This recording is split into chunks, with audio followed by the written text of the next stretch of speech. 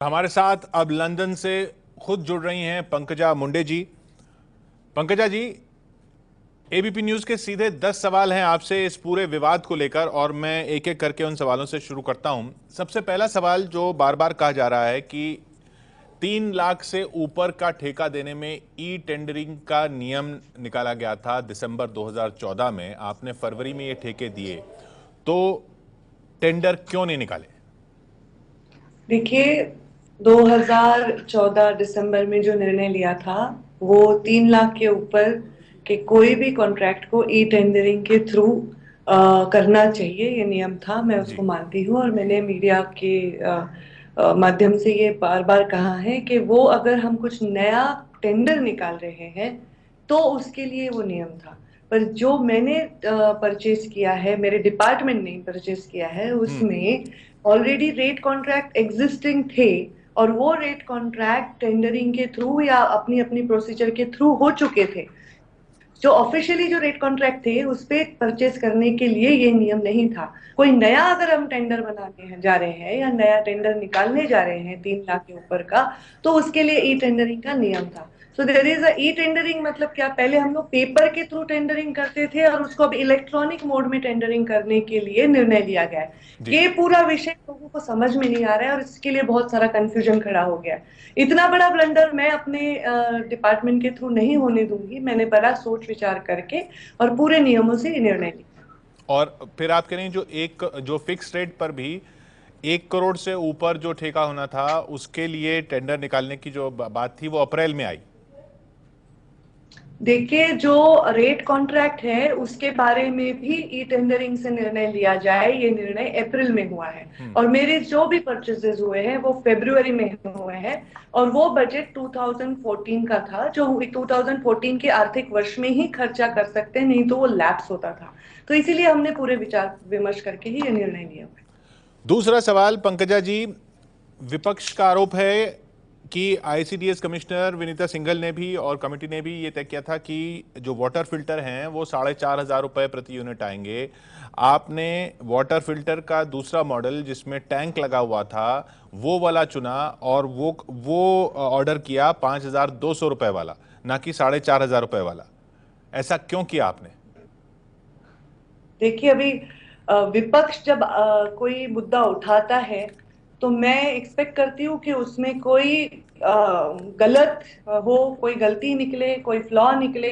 पर ऐसा क्यों किया, आपने ये क्यों खरीदा, आपने वो क्यों खरीदा, ऐसे पूछने वाला विपक्ष हमें मिला है, फिर भी हम जवाब देने के लिए तैयार हैं। मैंने इसमें वापस आपको एक बार ये क्लियर करना चाहती हूँ कि इसमें भी रेट कॉन्ट्रैक्ट पहले हो चुके थे। पंकजा गोपीनाथ मुंडे जब से मिनिस्टर बनी है उन्होंने एक भी रेट कॉन्ट्रैक्ट नया नहीं बनाया है। एग्जिस्टिंग रेट कॉन्ट्रैक्ट ही उसके है। और इसमें रेट कॉन्ट्रैक्ट दोनों भी मॉडल के थे। अगर मुझे इसमें कोई भी डिपार्टमेंट की तरफ मेरी तरफ से ऑर्डर नहीं गया है। मैंने एज अ मिनिस्टर डिपार्टमेंट को लिखा नहीं है कि आप ये भेजो या ये खरीदो। डिपार्टमेंट की तरफ से जो फाइल मेरे पास आई उसमें ये सुझाव था कि आंगनवाड़ी में पानी का फिल्टर लगाना केवल पूरा नहीं हो सकता, तो वो जो कंटेनर्स में वो उसको स्टोर करते हैं वो कंटेनर उनके पास उपलब्ध नहीं है। और वो कंटेनर कंटामिनेटेड अगर हो गए तो पानी शुद्ध देने का कोई फायदा नहीं होगा। तो ये सब चर्चा के बाद मेरे सामने जो फाइल आई है उसमें कंटेनर के साथ जो हमने लेना चाहिए वो एक रेट कॉन्ट्रैक्ट था और कंटेनर के बिना था। तो इसमें कहीं भी प्राइस एस्केलेशन नहीं, दोनों के रेट कॉन्ट्रैक्ट एग्जिस्टिंग थे। उसमें से कौन सा लेना है ये निर्णय पूरा सामूहिक रूप से किया गया है। वो निर्णय सिर्फ मैंने किया है या मैंने कुछ डिपार्टमेंट को बोला है प्राइस एस्केलेशन दो, ऐसा गलत बात है। ये गलत मुद्दा उठाया गया है। ये बहुत अच्छा हमने सही किया है। उनका शुद्ध पानी पीने का विथ कंटेनर उनको दिया गया है। और ये जब आपने विद कंटेनर वाला फिल्टर लेने का फैसला किया, चाहे आप कह रही हैं आपने अकेले ने नहीं किया, सामूहिक रूप से लिया गया, उसमें डिपार्टमेंट को भी बताया गया, आईसीडीएस कमिश्नर से पूछा गया कि आपने 4,500 का बोला था, हम 5,200 वाला ले रहे हैं, इस वजह से ले रहे हैं, उनसे पूछा गया, उनको बताया गया? देखिए, ये सारे निर्णय सामुदायिक ही है। वहाँ दोनों भी, यहाँ कोई ऐसा मैंने रेट एस्केलेशन किया है या कुछ नया मैंने मुद्दा इसमें जोड़ के उसमें परचेस किया, ऐसा कुछ नहीं है। ये भी एग्जिस्टिंग था और वो भी एग्जिस्टिंग था। हमको उसमें से चुनाव करना था और वो चुनाव सिर्फ मैंने किया या मैंने लिखा है डिपार्टमेंट को नहीं नहीं ये खरीदो, ऐसा कुछ नहीं है। वो एक सामुदायिक निर्णय था। वो बच्चे पानी कहाँ स्टोर करेंगे?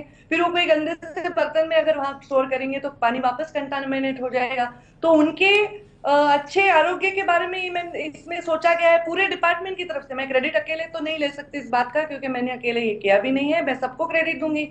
इसमें गलत क्या है अगर हम उनको अच्छा पानी शुद्ध पीने का दे रहे हैं तो? और ये तीसरा रेट कॉन्ट्रैक्ट भी एग्जिस्टिंग है, जी, मैंने बनाए हुए नहीं है।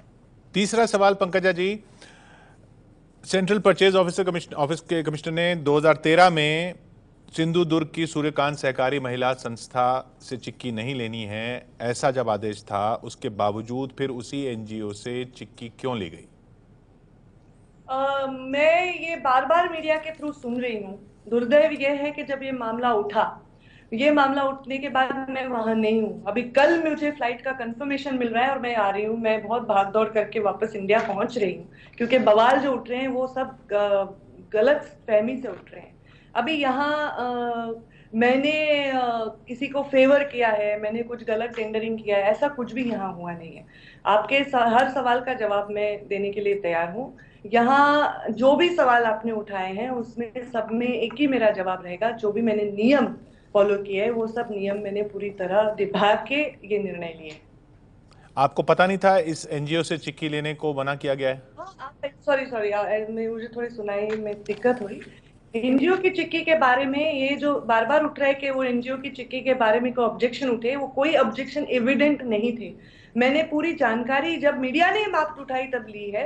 कोई भी ऐसा रिटर्न एविडेंस मेरे पास नहीं, शायद आपके पास भी ऐसा रिटर्न एविडेंस नहीं है। आपको आरोप आपके पास है, जो आरोप लगाया है विरोधी पक्ष ने, जी, पर उसका कोई भी प्रूफ आपके पास नहीं है। रस्तोगी के सिग्नेचर का आपके पास भी लेटर नहीं है। मुझे इस बात की पूरी जानकारी है। मैंने पूरा इस मामले में जब ये मुद्दा उठाया गया तब मैंने इसके बारे में पूरी जानकारी ली है। मैंने बहुत फायर भी किया, अगर ऐसा कुछ मुद्दा था तो मुझे अवेयर क्यों नहीं कराया गया, एविडेंट क्यों नहीं है? पर ऐसा कोई भी मुद्दा नहीं था। ये बिल्कुल गलत बात है, ये सिर्फ उनका आरोप है, इसके पीछे कोई भी उनके पास प्रूफ नहीं तो है। आप कह रही हैं कि जब ये फैसला लिया आपने तब आपके पास ऐसी कोई जानकारी नहीं थी, और जब जानकारी आई है, अब जाके जब आई ऐसी जानकारी तब भी नहीं थी और और आज भी नहीं है। आज भी आज नहीं भी है, आज भी रस्तोगी नहीं है। मैडम ने जी, हाँ, इनके थ्रू चिक्की ना ली जाए ऐसा कोई लेटर दिया हुआ आज भी उसके बारे में कोई भी जानकारी नहीं है। और ऐसा कुछ उन्होंने स्पेसिफिकली सूर्यकांता के बारे में बोला गया, इसकी जानकारी हमारे पास नहीं। सवाल नंबर 4, बार बार कहा जा रहा है कि, और आप कह रही हैं कि क्योंकि फंड लैप्स हो जाता, ये एक ही दिन में 24 आदेश क्यों जारी किए गए एक ही दिन में, 13 फरवरी को? देखिए, मैं इसके बारे में भी बार बार जवाब दे चुकी हूँ। एक दिन में अगर मैं 10 फाइल साइन करती हूँ तो उसमें मुझे नहीं समझता कहाँ आ गया करप्शन और कहाँ आ गया स्कैम। मेरे पास 4 मंत्रालय हैं और चारों मंत्रालयों की फाइल्स मैं एक ही दिन में साइन करती हूँ। मेरे पास, अगर आप मेरे ऑफिस में आए तो आपको दिखेगा एक सभा हो सकती है वहां, इतनी रश मेरे ऑफिस में होती है। सारे लोगों का समाधान करके हफ्ते में एक दिन मैं बैठती हूँ और पूरे हफ्ते की फाइल्स में क्लियर करती हूँ।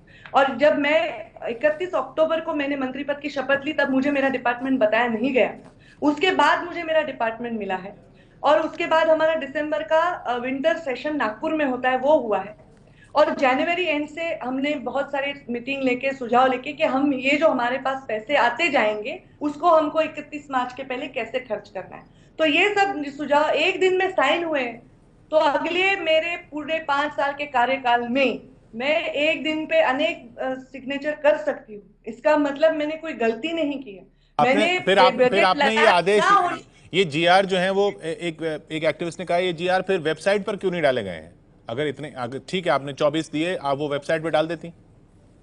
वेबसाइट में देना चाहिए था। और वो कुछ उन्होंने, मैंने इस बारे में बोला है। अभी आपके पास जो इन्फॉर्मेशन भी है वो भी मेरे डिपार्टमेंट की दी गई है, क्योंकि 20 मई को लेजिस्लेटिव काउंसिल के जो विपक्ष के नेता है उन्होंने ये सारे सवाल मुख्यमंत्री को सबमिट किए थे और मुख्यमंत्री ने मुझे इसके बारे में एक इसके कॉजेज हमको सबमिट करो ऐसे प्रकार की फाइल दी थी और मैंने सारे कॉजेज मई में ही सबमिट कर दिए हैं। तो ये ही पेपर भी जो आपको जवाब मिल रहे हैं डिपार्टमेंट की तरफ से, वो भी कोई आर्काइव नहीं है, कोई हिडन डॉक्यूमेंट्स नहीं है, वो मेरे दिए हुए ही जवाब है। तो ये जब हम कोई नया निर्णय लेते हैं, कोई नई रेट कॉन्ट्रैक्ट लेते हैं तो वो इमीडिएटली आरसी हम लोग उसको डाल देते हैं। पर ये नए कोई निर्णय नहीं थे, ये रूटीन निर्णय थे कि रूटीन में हम बुक्स खरीदते हैं, इसीलिए डिपार्टमेंट ने उसको डाला नहीं। पर आगे से मैंने स्ट्रिक्ट इंस्ट्रक्शन दिया कि इसके बारे में भी हर 1 रुपए की चीज अभी आप वेबसाइट पे डालो, पर इसमें कोई हिडन चीज नहीं है, बिकॉज ये रूटीन में खरीदी गई है। जी। पिछले पंकजा मुंडे मंत्री बनने के पहले भी चिक्की खरीदी गई है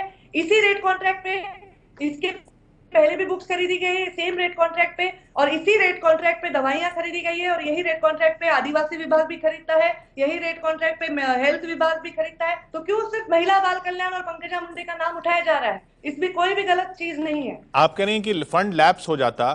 पांचवा सवाल हमारा यह है कि फंड लैप्स होने वाली स्थिति क्यों आई? ये मंत्रालय, जैसे आपने कहा 31 अक्टूबर को आपको मिला, मंत्रालय नहीं पता था, लेकिन फिर भी उससे कई पहले से आपके पास ये विभाग था।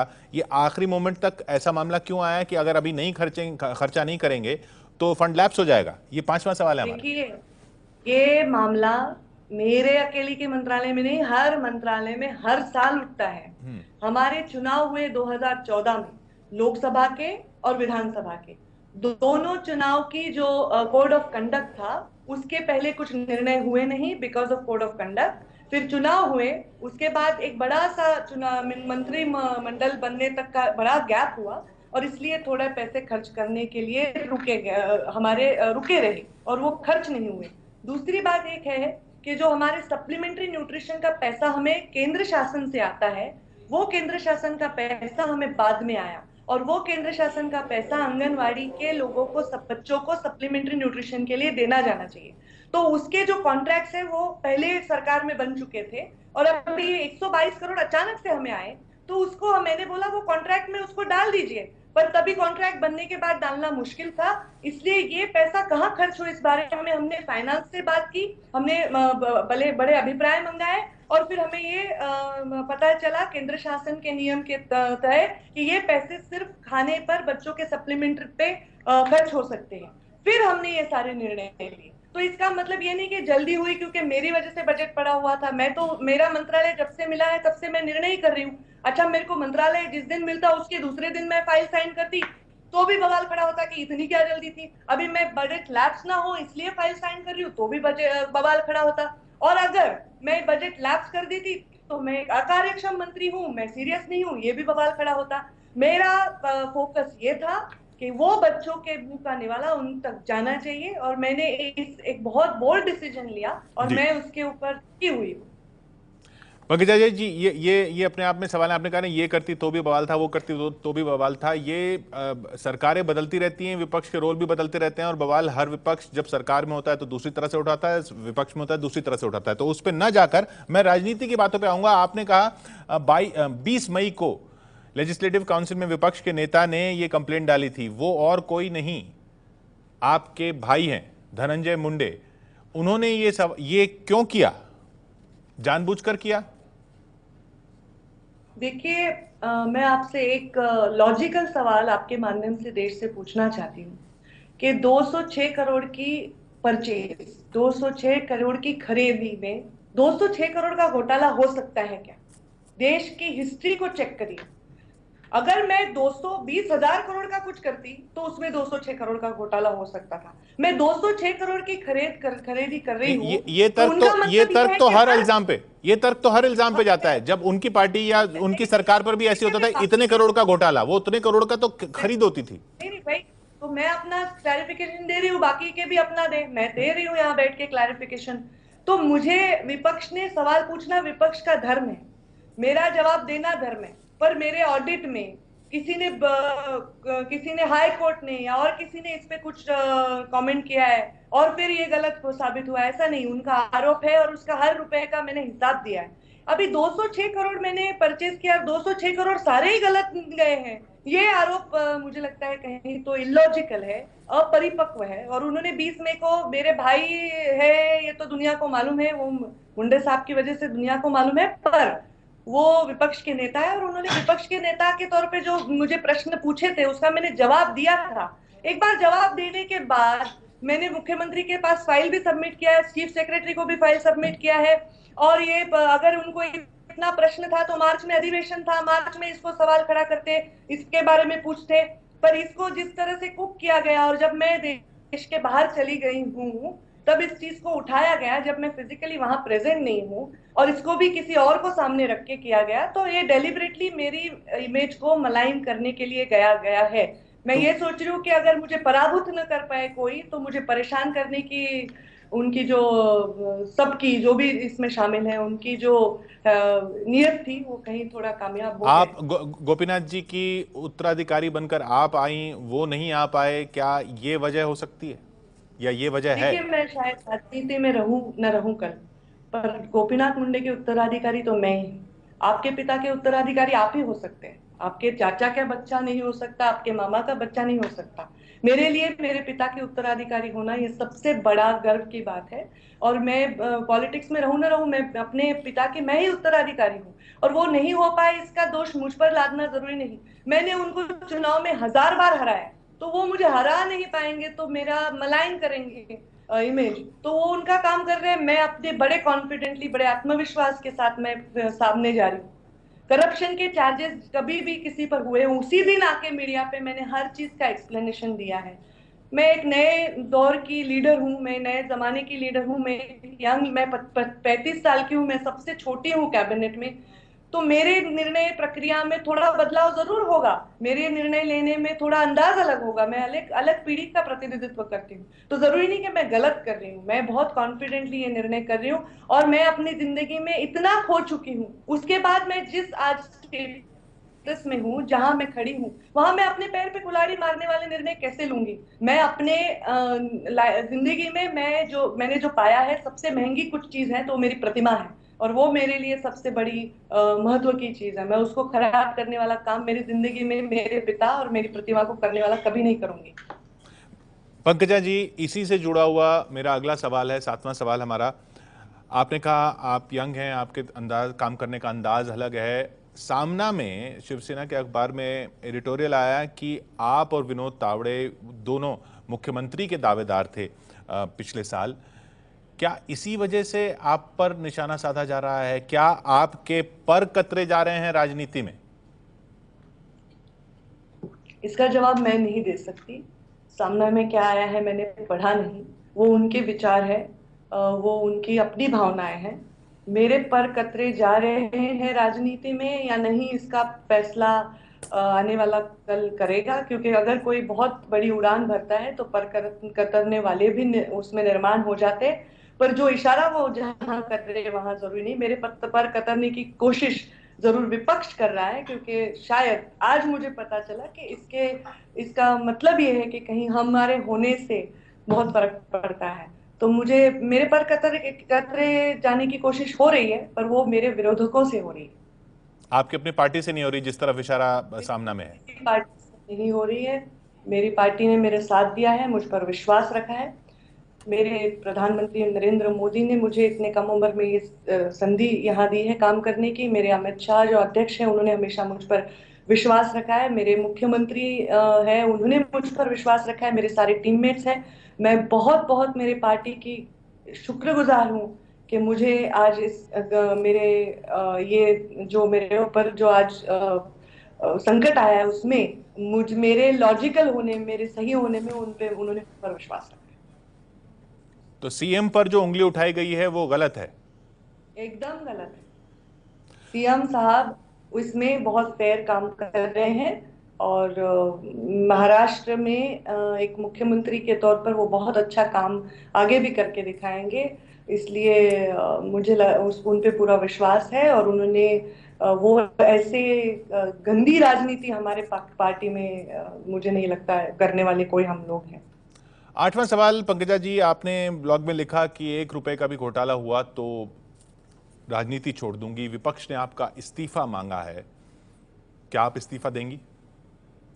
देखिए, मैंने ये बहुत क्लियरली मेरे ब्लॉग में लिखा है कि पंकजा मुंडे ने अगर 1 रुपए का फेवर किसी को किया है, 1 रुपया किसी, मैंने मराठी में लिखा है, 1 रुपया किसी के, मैं किसी की दावेदार हूँ या किसी के, हाँ, मैं अंडर हूँ 1 रुपए के लिए किसी के वो एहसानों के तले, ऐसा में यह चित्र अगर कल सामने आता है, 1 रुपया का अनअकाउंटेड कुछ चीज होता है, तो मंत्रालय क्या, मैं राजनीति से बाहर चले जाऊं। वो इस्तीफा मांगने से मैं इस्तीफा देने नहीं वाली, क्योंकि उन्होंने सिर्फ आरोप किए, आरोप का कोई बेस नहीं दिया, ना आरोप का कोई प्रूफ दिया है।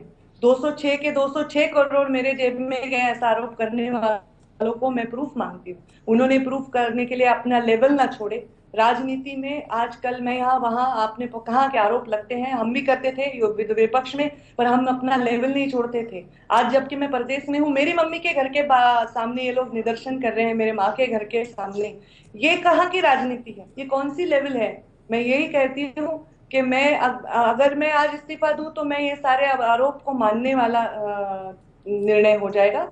मैं इन आरोपों को अमान्य करती हूँ। मैं इस्तीफा नहीं दूंगी। अगर मैंने कुछ गलत किया है, अगर मैंने कुछ कल पैसे के मामले में कुछ गलत निर्णय लिया है, तो मैं जरूर राजनीति से बाहर चली जाऊँ। इसी से जुड़ा हुआ 9वां सवाल हमारा, तो फिर जांच क्यों ना हो? जांच क्यों ना हो? अगर आप कह रही हैं कि सब कुछ सही है और आप कह रही हैं कि देखिए, मैंने कहा बोला जांच ना हो। आप तैयार हैं जांच के लिए? मैंने मैंने जिस दिन पहला न्यूज आया उस दिन मुख्यमंत्री से बात की, और मुख्यमंत्री महोदय ने ये स्टेटमेंट जाहिर रूप से दिया है कि पंकजा मुंडे ने कहा है कि मेरा पूरा आपको समर्थन है। पर जांच किस बात की हो भैया? आप क्या बता रहे हैं वो तो जरा लॉजिक समझे। जो आप कोई भी चीज जाके एंटी करप्शन आप हाँ, एंटी करप्शन को जो उन्होंने दिया है वो उस पर, उस आधार पर जांच नहीं होनी चाहिए, उन डॉक्यूमेंट्स के आधार पर? अगर गलत हैं तो खारिज कर दिए जाएं। देखिए, वो डॉक्यूमेंट्स ऑलरेडी दे गए। एंटी करप्शन ने मेरे डिपार्टमेंट से डॉक्यूमेंट्स मंगा भी लिए, मैंने सबमिट भी कर लिया। अभी वो उनके ऊपर है तय करना। इसमें लॉजिक तो होना चाहिए, नहीं तो कल कोई रास्ते पे खड़ा हो जाएगा, बोलेगा आप इस्तीफा दे दो क्योंकि मुझे लगता है कि यहाँ गड़बड़ है। अरे आपको लगने से क्या है? गड़बड़ है कि नहीं ये भी समाज के सामने जाना चाहिए कि नहीं? कि समाज का सारी सिस्टम से विश्वास उठना चाहिए, इसलिए हम राजनीति कर रहे हैं। आज मुझे लगता है मीडिया एक लोकशाही का चौथा स्तंभ है, और ये मीडिया भी समाज के सामने सच लाए। मैं चाहती हूँ समाज के सामने सच आए। पंकजा मुंडे ने क्या किया है, कोई और बोल रहा है वो सच है, और क्योंकि मैं सरकार में बैठी हूँ इसलिए मैं सच नहीं हूँ। ये तो अन्याय हुआ।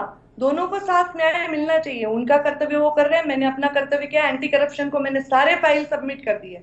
इसमें मेरा कोई गलती निकलेगा लेकिन तो लेकिन वो आप निर्णय ले। लेकिन आप मंत्री पद पर तो हैं, तो जब तक ये जांच चल रही है, एंटी करप्शन की जांच सही, चाहे सीबीआई की जांच ना हो, एसआईटी ना हो, आप कह रही हैं जुडिशियल इंक्वायरी जो जब से मांग हो रही है। करप्शन को जांच चल रही है, मतलब इन्होंने जाके एंटी करप्शन में ये कंप्लेन दी है जी। तो वो जांच कर रहे हैं, या एंटी करप्शन की जांच चल रही है। इसका मतलब ये नहीं है कि मैंने कुछ गलत किया है। उन्होंने जाके एंटी करप्शन में कंप्लेन दिया है। एंटी करप्शन ने इसमें इंटरफेयर किया है या कोई किसी और कमिटी के आधार पर इसमें इंटरफेयर किया है, ऐसे नहीं।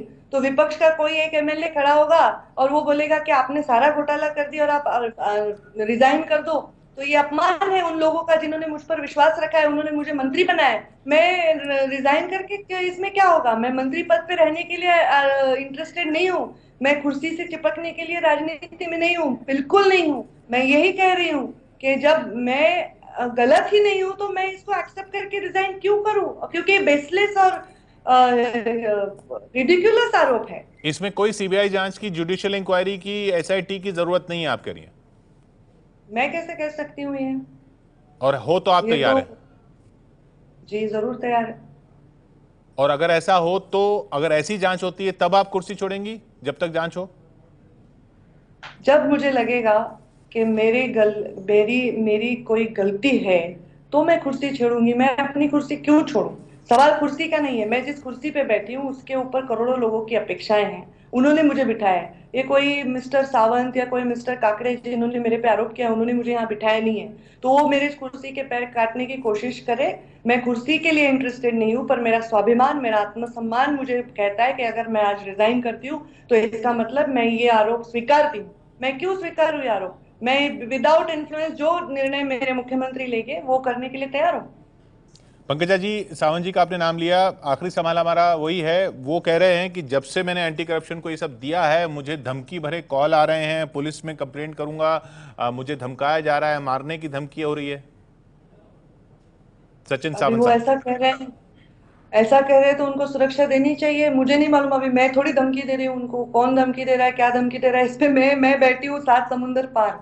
ये बहुत चीप पॉलिटिक्स चल रहा है। मैं इसका कोई भाग नहीं बनना चाहती। मैं कोई गुंडी मवाली राजनीति में नहीं हूँ, उल्टा मैं गुंडे मवालियों से लड़ती हूँ।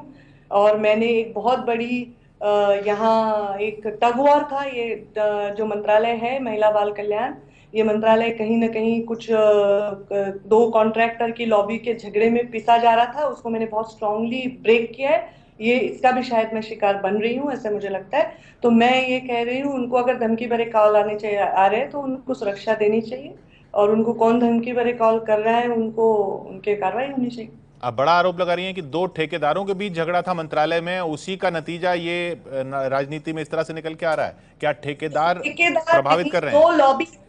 दो लॉबीज हैं यहाँ पर, है। अच्छा। यहाँ बालक आश्रम होते हैं, यहाँ बड़े बड़े टीएचआर होते हैं, बड़े पोषण आहार के टेंडर होते हैं। और जब मैंने इस पे इंस्पेक्शन भी किए, मैंने रेड्स भी डाली, लोगों को कैटेगरीज किया है मैंने, A B C D।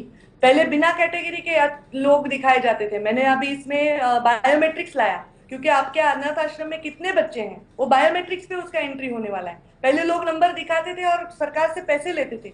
तो ये सब चीजों पर मैंने कुछ नए ढंग से अपने निर्णय लिए हैं। तो मुझे लगता है ये भी एक कहीं मेरा आरोप है कि हाँ, मैं इसकी वजह से पिस रही हूँ। बहुत बहुत शुक्रिया अपनी सफाई और इन सारे सवालों का जवाब देने के लिए पंकजा जी। पंकजा मुंडे हमारे साथ थी लंदन से। इस विवाद पर जो आपने सुने सवाल और समझा कि क्या क्या सवाल विपक्षी तरफ से, क्या क्या आरोप विपक्षी तरफ से लगाए जा रहे हैं, उन सब पर साफ साफ जवाब खुद पंकजा मुंडे के।